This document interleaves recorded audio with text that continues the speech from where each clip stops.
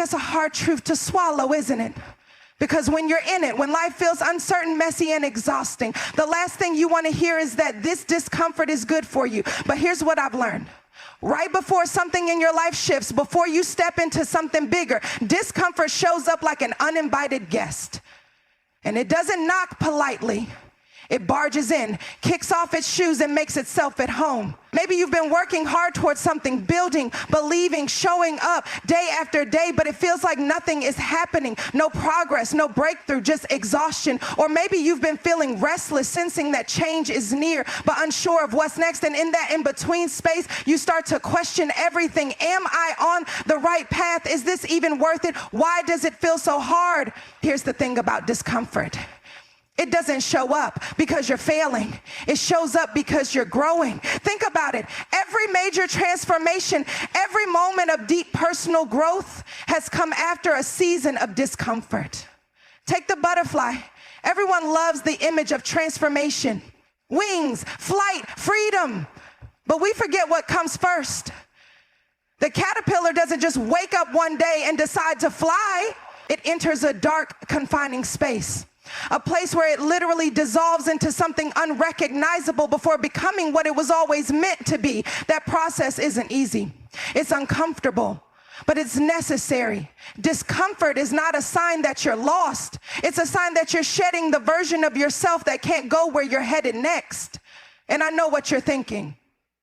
Okay, but does it have to feel this uncomfortable? Because sometimes it's not just a little unease, it's full-on uncertainty, self-doubt, and maybe even heartbreak. When life is stretching you, when it feels like everything is shifting beneath your feet, it's easy to think something is wrong, but what if nothing is wrong? What if this is exactly what needs to happen? Think about the moments in your life that shaped you the most, the times when you were forced to dig deep, to find strength you didn't know you had. Those weren't the easy seasons, they were the hard ones, the ones filled with uncertainty and discomfort. And yet looking back, you can see how they led you somewhere important.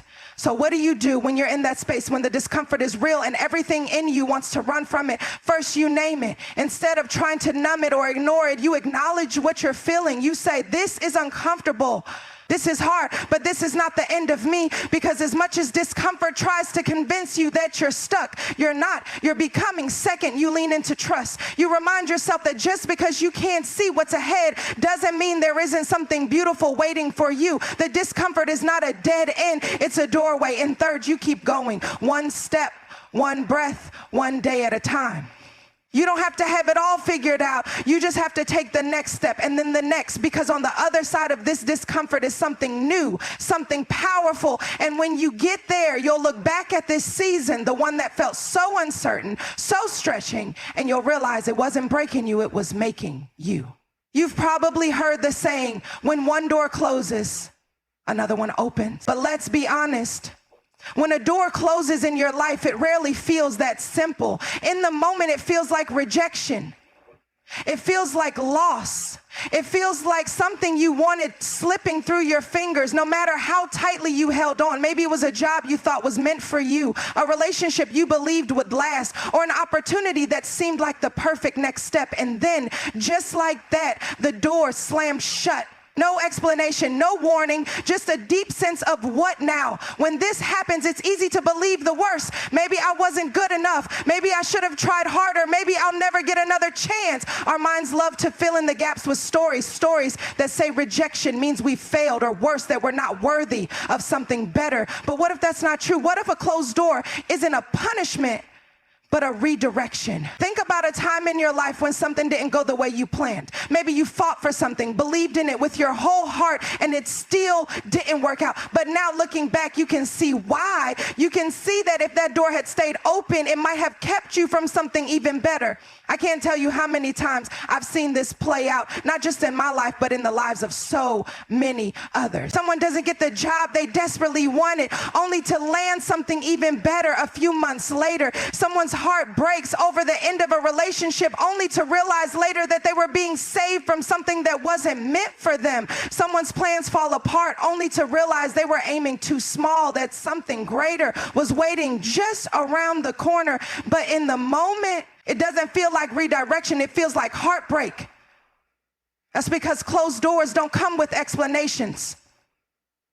You don't get a neat little note saying, don't worry, something better is coming soon. You just get silence. And in that silence, you have a choice. You can either see the closed door as a dead end, or you can trust that it's a detour leading you somewhere new. Trusting the detour isn't easy. It means sitting in the uncertainty without all the answers. It means letting go of what you thought should happen and making space for what's actually meant to happen. And that takes courage. It's natural to want to push against a closed door to force it open. But think about this. When a door won't budge, it's usually because something on the other side isn't ready for you yet, or maybe you aren't ready for it. Timing matters. Growth matters. And sometimes the delay is part of the preparation. Instead of asking, why is this happening to me? Try asking, what is this making space for? Because every time something leaves your life, it creates room for something new. So what do you do when you're standing in front of a closed door feeling lost and frustrated? First, take a breath. Just because something didn't go as planned doesn't mean everything is falling apart. It might just mean things are falling into place in a way you can't see yet. Second, resist the urge to force what isn't working. Pushing against a closed door only drains you. Instead, step back and look around. Are there other doors, other paths that you haven't noticed because you've been so focused on this one? And third, remind yourself that this isn't the end of your story. It's just a plot twist. One that in time will make sense. Because if there's one thing I know for sure, it's this. The doors that are meant for you, they don't require force. They open at the right time, in the right way. And when they do, you'll look back at every closed door and realize they weren't rejection. There's a strange thing that happens before a breakthrough, before something shifts in your life, before you step into the next version of yourself. You start to feel alone.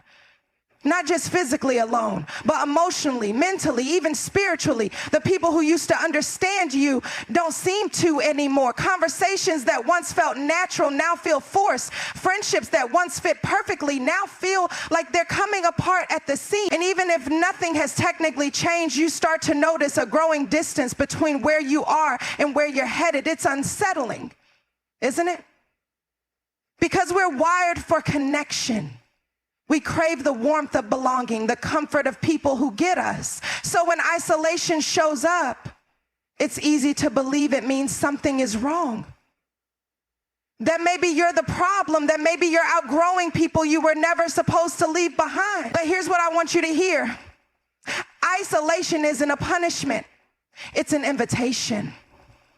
An invitation to slow down, to look inward, to sit with the discomfort instead of rushing to fill the silence with noise. Because before something big shifts in your life, you need clarity. And clarity doesn't come from a crowded room. It comes from quiet spaces. Think about the seasons in your life when you've grown the most. They probably weren't the loudest, most social, most full of people seasons. More than likely, they were the seasons when you had to sit with yourself, to wrestle with your thoughts, to ask yourself the hard questions. Who am I becoming? What do I really want? What's no longer serving me? When you're in transition, when you're on the edge of something new, the old version of you starts to fade. And sometimes that means the relationships built around that version of you start to shift too. Not because those people are bad or because you've done something wrong, but because growth naturally changes your surroundings. It's like climbing a mountain. At the base, the air is thick and the path is crowded. But the higher you go, the thinner the air gets and the fewer people can make the climb with you. That doesn't mean you're alone forever. It just means you're in a stretch of the journey where solitude is necessary, where you need space to breathe, to adjust, to prepare for what's ahead. But let's be honest. Solitude is uncomfortable. When you're used to leaning on others, when you're used to filling your days with people and conversations, the quiet can feel like a void. It can feel like something is missing, and maybe something is missing. The distractions that kept you from hearing your own voice. So instead of fighting the isolation, what if you leaned into it? What if instead of seeing it as something to escape, you saw it as something to embrace? A season of preparation, of reflection, of deep inner work. This isn't about cutting people off or shutting yourself away. It's about recognizing that before a breakthrough, you're often called into a season of stillness, a season where you get to know yourself again, where you reconnect with what matters, where you release what's no longer aligned with who you're becoming. And here's the beautiful thing. When you honor that season, when you trust that the right people and the right connections will find you when it's time, you start to realize that solitude was never meant to break you. It was meant to prepare you, because when your breakthrough comes, and it will come, you won't step into it as the same person you were before. You'll step into it with more clarity, more confidence, more purpose. And the people who are meant to walk with you in that next season, they'll be there waiting, right where they're supposed to be. You're standing at the edge of something new. You might not be able to see it clearly yet, but you can feel it, like a shift in the air, a restlessness in your spirit. You know deep down that you're on the brink of change, that you're about to step into something bigger than where you've been. And then right when you should feel the most excited, something happens. The fear gets louder, not just a little louder, overwhelmingly loud. The doubts creep in. What if I'm not ready? What if I fail? What if I take this step and everything falls apart? It's strange, isn't it? You think that the closer you get to your breakthrough, the more confident you'd feel. But the opposite is usually true. The closer you get, the more your fear tries to convince you that you're not ready, that you're not worthy, that maybe you should turn back. And that's where most people stop, not because they don't want the breakthrough, but because the fear convinces them that stepping forward is too risky, that staying where they are is safer, more comfortable, less terrifying. But here's what you need to understand. Fear always gets the loudest right before you level up. It's not a sign that you're on the wrong path. It's a sign that you're on the right one. Fear shows up as resistance. It tests you. It asks, how badly do you want this? Are you willing to push through the discomfort? Are you willing to bet on yourself even when you don't have all the answers? Because stepping into something new, into a new version of yourself, into a new opportunity, into a new season means leaving behind what is familiar.